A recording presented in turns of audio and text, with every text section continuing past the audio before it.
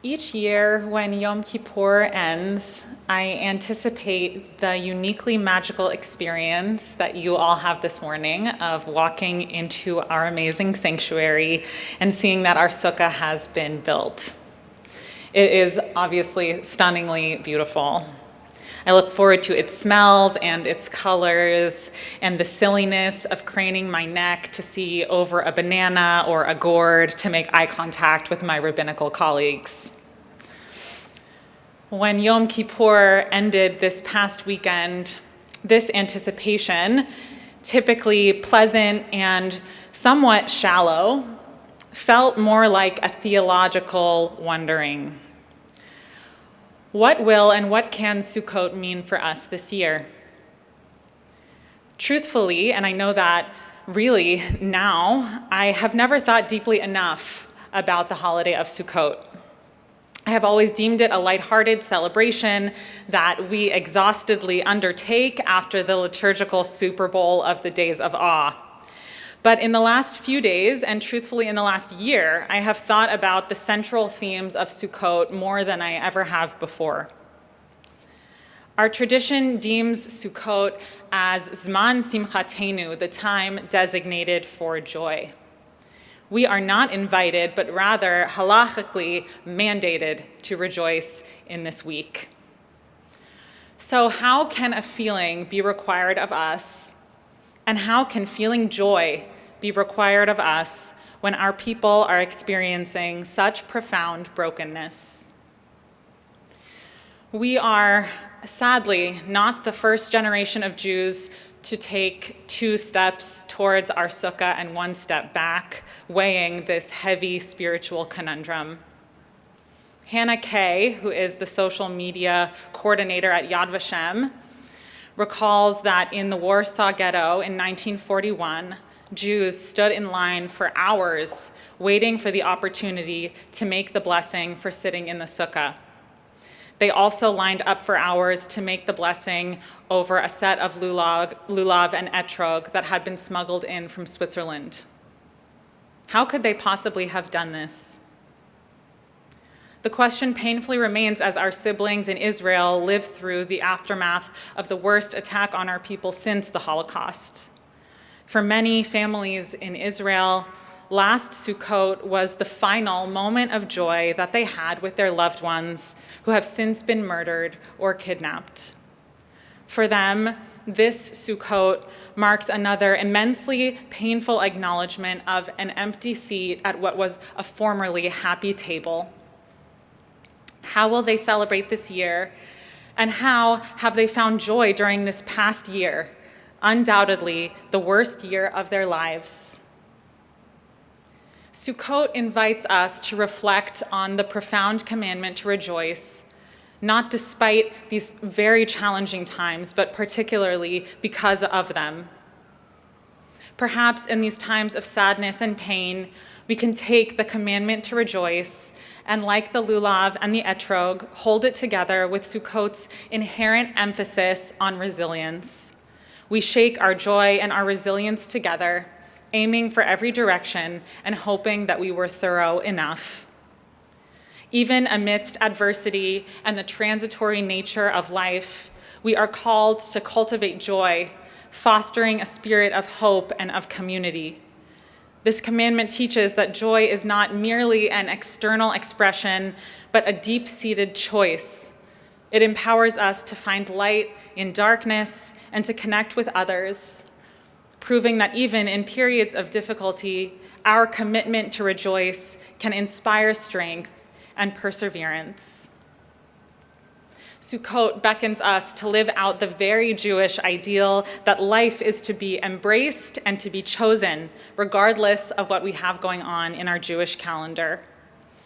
In thinking through the last year, I am certain that many of you can reflect on gusts of joy that burst into your life, unignorable and beautiful, requiring acknowledgement. My daughter, Golda, was born on November 6th, 2023, and during the first 3 months of her life, I removed news outlets from my phone and I deleted social media And the very, very few people who I saw during this time knew not to mention to me what was going on in Israel or what was going on for our people. And I recognize the immense privilege in being able to tune out in this way. And looking back in the rearview mirror, I now realize that for my little blossoming, budding family, that period of time really was a zman simchatenu, a preordained time of joy and goodness, not meant to be pushed out of the way. These first months of my daughter's life could not be overcast by the darkness of the world that she was born into. And during those months, I loved Israel and the people of Israel in my own way. And Goldie and I listened to Israeli pop and folk songs together on a daily basis. That time with her and those moments of unbridled joy acted really as a little sukkah for us, a hut in the desert, a dwelling place where joy was mandatory. Throughout this last year, it feels like as a people, we have been propping up temporary dwelling places to either provide us with a welcome respite from the goings-on around us, or to offer us a place to meet each other in acknowledgement of our grief and our resilience and our hope. A sukkah is put up when we need it, and it's taken down so that we can walk through the wilderness together. Last night in our outdoor sukkah in our preschool, my colleagues and I gathered to shake the lulav with families and their young children. My own child saw a sukkah and helped me to shake the lulav for the first time, and Rabbi Ehrlich held an etrog in front of her nose as she marveled at its smell, and Rabbi Ehrlich, and I marveled too at Jewish babies shouting in delight and running around together, shaking the lulav at their spiritual home. This Jewish joy is really a lasting affirmation of our people's resilience and our strength and our survival. And if this Sukkot you find that you are not surrounded by happy Jewish children, if you do not have a sukkah, or if the temporary refuge that you need is to resist the zman simchatenu and just get through these next 7 days, I offer you these words from writer Sara Singer. She says, I don't have a place for a physical sukkah in my apartment, and for a lot of reasons, it's been really hard to gather to attend meals. There's a separation that I feel, not just from the traditions, but from the joy that this holiday usually brings. Everything feels fragile. It is fragile. But as I sit with this, exposed to the elements of my own internal storm, I realize that I can still build a sukkah, not outside, not with wood or palm fronds, but inside my heart. A sukkah made of all of the things that I carry, memories, grief, love, and that stubborn flicker of hope that refuses to die even when everything else feels like it's falling apart. A place to hold it all, the loss and the moments of light that still manage to break through. A place where the captives can visit. And if you're feeling this too, you're not alone. We can share this space, these Sukkot in our hearts, where there's room for all of us to feel the weight and to still hold on to each other. Because even though the world feels so dark right now, we can still find shelter together. Blessed are you, Adonai, who spreads a shelter of peace over us, over Israel, and over Jerusalem. Can you hear us, Ratzon? May it be God's will.